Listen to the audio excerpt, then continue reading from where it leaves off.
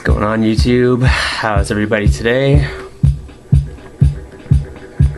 Good to hear.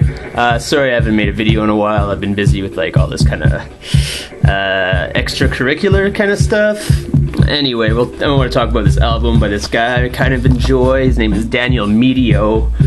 The name of his album is Peruments. It was released in 2006 on his record label called Meteosound. He is a DJ producer from Berlin. He's one half of this duo called Bus, where they make like experimental kind of dub influenced music. He's closely associated with this other label called Shit Catapult, and I can't name any bands off that, but the name sounds really familiar. I probably read some reviews for some bands off that label, and I can't think of any.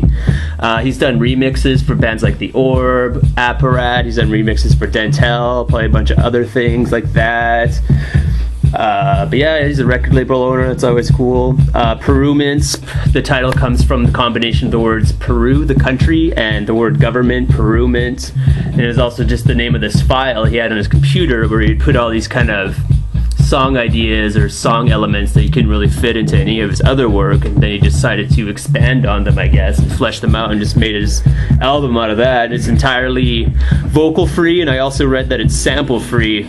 It's 47 minutes long, spread over 12 songs, and what you get on here is this weird kind of, I don't know, like dub electronica kind of house influence with all these kind of like bouncy moments, and then some more spacey moments, some more kind of like glitchy kind of moments on it. Just very weird, interesting kind of electronica song compositions on here with all these kind of weird swirling sounds and like, you know, all this kind of very subtle drama going on and stuff layering and like weird noises swirling to the surface and going back, and like songs shift gears from time to time. Very consistent album. I would say there's maybe just one, maybe two throwaway tracks on here, but yeah, very cool album. Lots of weird textures, lots of weird kind of crackling sound effects and pristine synths, and just all kinds of like really interesting sounds and, you know, interesting song ideas going on here. Very like subtle drama, like I already said. The bass is really, really low on here. There's always kind of a very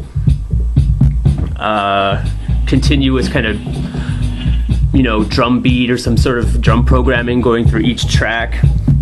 All kinds of weird wonky sounds and woozy rhythms and stuff like that. But yeah, it's got really good production. Everything sounds really good. All the crackles sound like it's all intentional. Like everything on here is made by a guy who really knows what he's doing.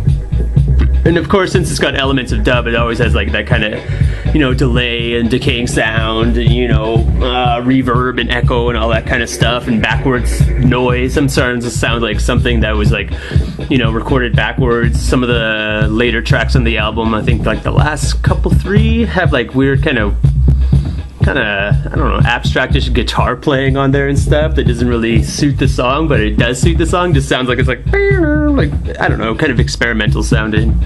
This is Daniel's first solo album. He just came out with a new one last year called Working Class in 2009. The cover art here is actually one day, it said exactly one day after he finished recording his album, the monitor on his computer broke and it made this picture, and he decided, since he's already naming the album after the computer file that had all these song ideas in it, and then his screen breaks and just comes up with this weird color pattern, that he'd use it as his, you know, cover of his album. It's kind of interesting.